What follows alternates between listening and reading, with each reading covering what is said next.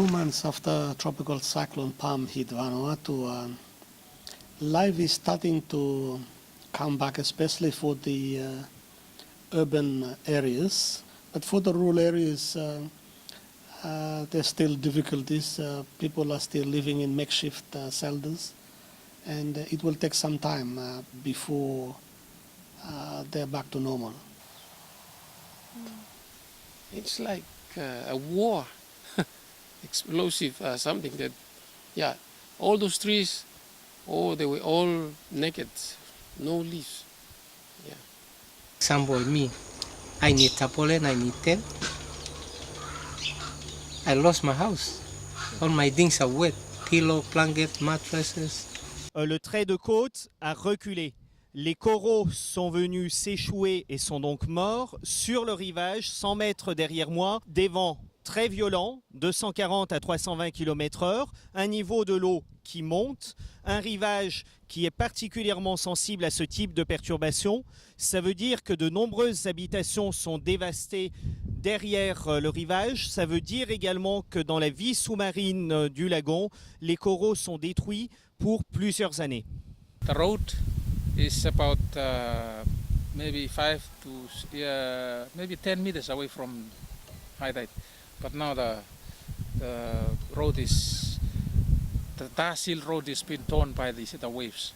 We need to concentrate our resources now, not only from the government, but we have the partner agencies that are working here. We also have the private sector, and we have the community. So it is everybody's business to work together to prepare for future events.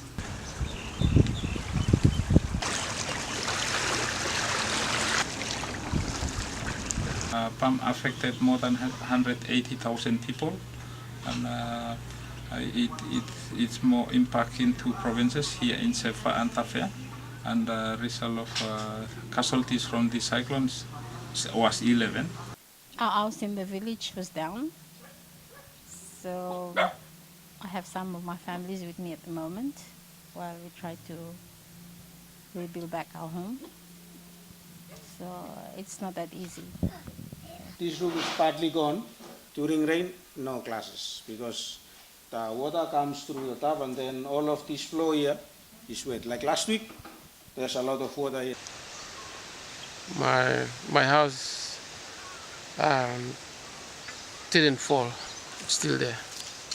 Populations qui ont subi une série sans précédent d'événements climatiques extrêmes ces dernières années et dont le visage dévastateur, meurtrier de ceux-ci s'est manifesté encore tout récemment au Vanuatu voisin, à Kiribati, au Tuvalu ou encore en Micronésie. Aujourd'hui, au Vanuatu, Océania 21, c'est aussi une démarche qui se veut être près du terrain. Quand on fait le constat de ce qui se passe à Tokelau, quand on fait le constat de ce qui se passe à Kiribati, l'appel de l'IFU, la déclaration de l'IFU, sauver l'Océanie, est la suite logique de toutes nos démarches qu'on a entreprises. Les phénomènes et les catastrophes naturelles sont de plus en plus intenses, que leur fréquence est de plus en plus croissante et que nous lions bien sûr ces phénomènes au changement climatique, au dérèglement climatique. Talking to our friends and partners, we are making a point, we are emphasizing a point, and that is to try and make sure that any assistance we get go towards the recovery phase and also addressing the problems we have with Cyclone Palm. We will have there's 1 or 2 other meetings as well, but I hope that all these meetings, comes COP21, it will be 1 language in Paris, not 2. And I think it is important that the big countries take the voices of the small island countries seriously. You may go through a hard time, but we are still alive, so let us be the Lord God Almighty. And let's keep on giving, because God will bless you. And let's not establish ourselves a place from this world is not our home. This is just a temporary home. We're going home.